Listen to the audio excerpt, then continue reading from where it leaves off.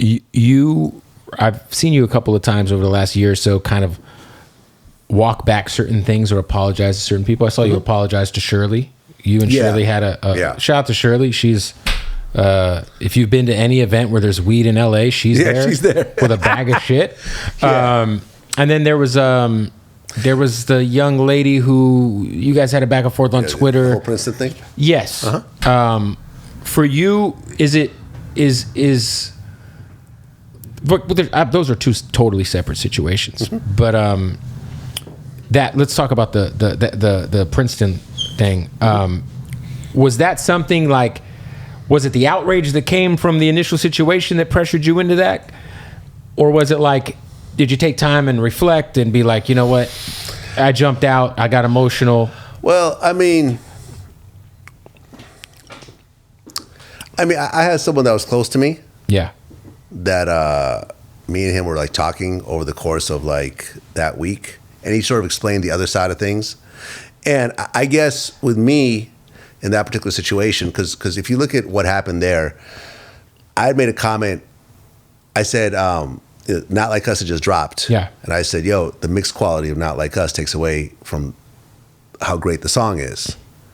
And if you look at that statement later on, Kendrick's engineer said the mix came out rough because Kendrick wanted it out in like 2 hours. Right. And he said they redid it afterwards and fixed it. What I said was actually correct. Right? Makes sense, yeah. I didn't say the song is whack. I didn't make any statements about. Strictly as an audio guy, you made a critique on someone the mix who listens, who's a DJ, who has a DJ background, who listens to audio every single day because I have a video production company, and constantly I'm thinking about the mix quality and how certain things a little bit out of whack and so forth. I'm like, yo, just the mix quality is a little bit off, you know. And I remember later on, I didn't realize that her uncle was Rodney Jerkins. Who I have a relationship with. I've been to his home. I'd interviewed him at his house, and we kept in contact. Remember when me and him talked, I started explaining the situation. He goes, hold on, let me stop you. You're absolutely right. The mixed quality is bad. Right. So he agreed with me right off the top. So when I made the comment about the mixed quality, and she responded saying, you are white. This is black folks' business. You're not allowed to even comment on this. Right. And I'm like, I'm looking at her profile. I'm like, this is a Princeton professor. Like, she's got to be trolling. Like, this can't be something a Princeton professor actually says. Right. This is a university that has a very diverse student body. She has a diverse group of students that she teaches to, yeah. So I started just trolling back. Oh, I'm going to call your university and, report this or whatever else. I wasn't serious about it. I thought she was trolling, so I started trolling back.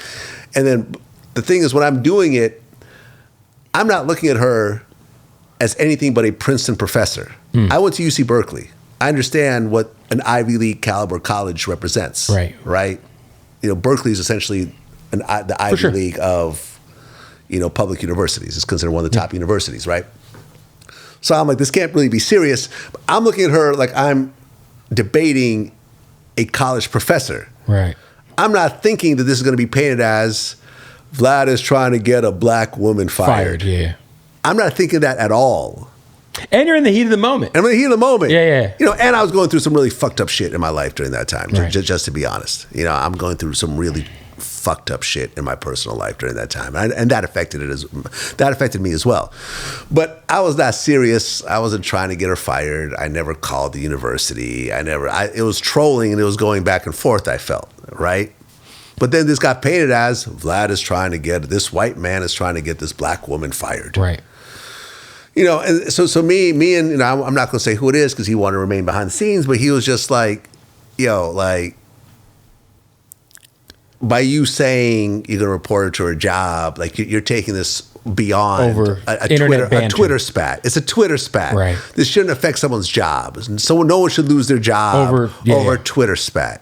And I'm like, yeah, you're right. I went overboard with that part. You know what I'm saying? I still defend my stance over saying, what the mixed quality of is. I'm allowed to comment on it, and no one can tell me that I can't.